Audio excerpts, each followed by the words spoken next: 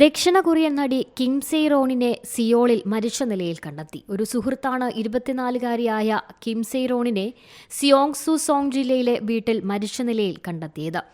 ദുരൂഹതകളൊന്നും പ്രഥമദൃഷ്ട്യാ ഇല്ലെന്നും മരണകാരണം അന്വേഷിച്ചു വരികയാണെന്നും അന്വേഷണ ഉദ്യോഗസ്ഥൻ അറിയിച്ചു. ബാലതാരമായിട്ടാണ് കിം തന്റെ കരിയർ ആരംഭിച്ചത്. ദക്ഷിണ കൊറിയയിലെ ഏറ്റവും മികച്ച യുവ നടിമാരിൽ ഒരാളാണ് കിം.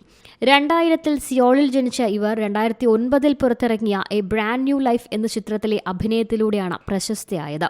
തുടർന്ന് 2010-ൽ ദക്ഷിണ കൊറിയയിലെ ഏറ്റവും കൂടുതൽ കളക്ഷൻ നേടിയ ചിത്രമായ ദി മാൻ ഫ്രം നോവെയർ, 2012-ൽ ത്രില്ലർ ചിത്രമായ ദ നെയ്ബർ എന്നിവയിൽ അവർ അഭിനയിച്ചു.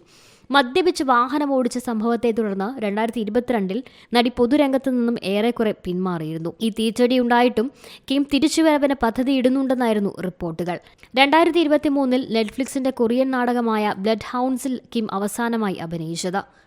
International desk, C Malayalam news. പുതിയ വാർത്തകളും വിശേഷങ്ങളും ഇനി വിരൽ തുമ്പിൽ. എല്ലാ ഡിജിറ്റൽ പ്ലാറ്റ്ഫോമുകളിലും ഇപ്പോൾ സി മലയാളം ന്യൂസ് ലഭ്യം.